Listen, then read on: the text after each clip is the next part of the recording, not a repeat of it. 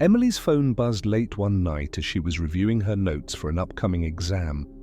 The text from a neighbor in Briarwood was brief but alarming. "Your mother isn't doing well. You should come home." Emily hadn't seen her mother or Sophie in nearly a year, consumed by her studies. She quickly packed her bags, worried about what might be happening, and caught the earliest bus back to Briarwood. When she arrived, the village was unnervingly quiet, the usual sounds of the jungle absent. It felt strange, like something was off. Emily made her way to the cottage she grew up in. Inside, she found her mother lying in bed, pale and weak. Her breathing was shallow. Sophie sat beside her, holding a steaming cup. "Emily," Sophie said, her tone calm. "It's good you're here. Evelyn's decoction is helping her." Emily glanced at the cup, her suspicion growing. "Who's Evelyn, and what's in that?" Sophie shrugged. "Evelyn's a friend. She's been teaching me about natural remedies. This one's made from jungle herbs." Emily frowned. "I don't think that's enough. We need to see a doctor." Sophie looked at her with something close to pity. "You've been away too long, Emily. You don't understand Briarwood anymore." The days passed, but Margaret's condition didn't improve. Instead, she grew weaker, her skin turning a sickly grey, and her speech becoming muddled. She muttered strange words in her sleep, but Sophie insisted the decoction was working, that her mother was improving. Emily wasn't convinced. She began asking around the village, but the locals were tight-lipped. The more she pressed, the more distant they became. Late one afternoon, she overheard two elderly women talking near the market. "That marsh girl is leading them straight to the shadows. The jungle spirits won't rest until they're fed." The words sent a chill through Emily, but she wasn't sure what they meant. The next morning, she confronted Sophie. "Sophie, what is all of this? What are you involved in? Who is Evelyn?" Sophie's expression hardened. "Evelyn knows this village better than you do. She's helping us reconnect with the spirits of the jungle. They have the power to heal or destroy." Emily's stomach turned. "You're being manipulated. Look at Mom. Whatever Evelyn's giving her is only making things worse." Sophie's face was unreadable.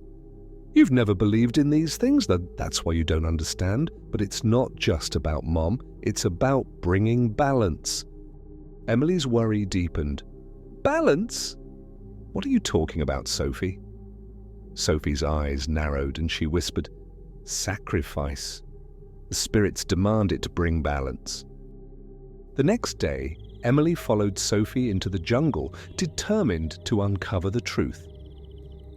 She kept a safe distance, hiding behind trees as Sophie led her through the dense foliage. Eventually, they reached a clearing. There, a group of villagers stood in a circle, chanting. In the center, Evelyn held a staff adorned with bones and feathers. On a makeshift altar, Emily saw items she couldn't identify, some kind of animal remains and objects that made her blood run cold. The air was thick with a metallic scent. Evelyn raised her staff and spoke loudly. "The spirits demand purity. The bond of blood strengthens their power. The mother is ready." Emily's heart dropped as she realized what they were planning. They're going to sacrifice Mom. That night, Emily tried again to convince her mother to leave Briarwood, but Margaret was too weak. Desperate, Emily confronted Sophie once more. "Sophie, please, you have to see reason. They're using you. They're going to kill Mom."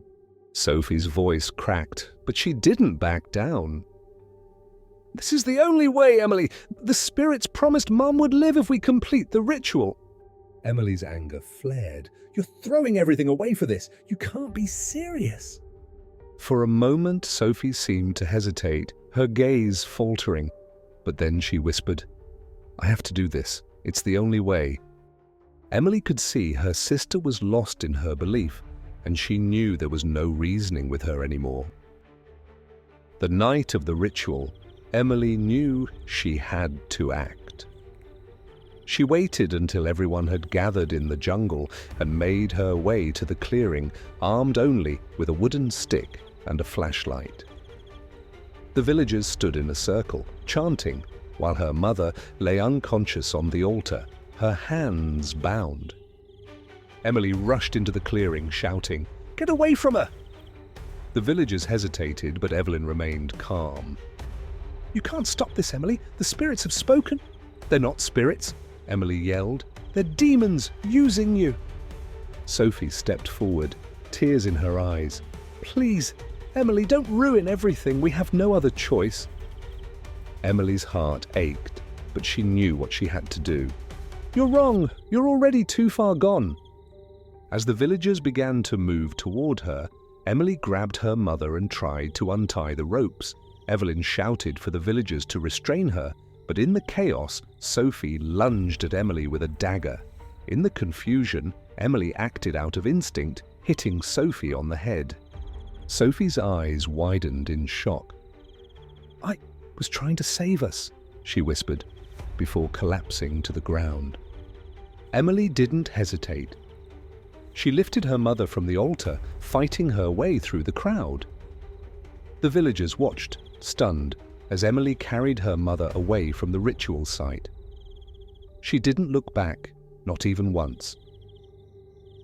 They left Briarwood behind, finding their way to New Haven, where Margaret's health slowly improved under proper medical care. Emily returned to her studies, but the memory of Briarwood, of what had happened there, stayed with her.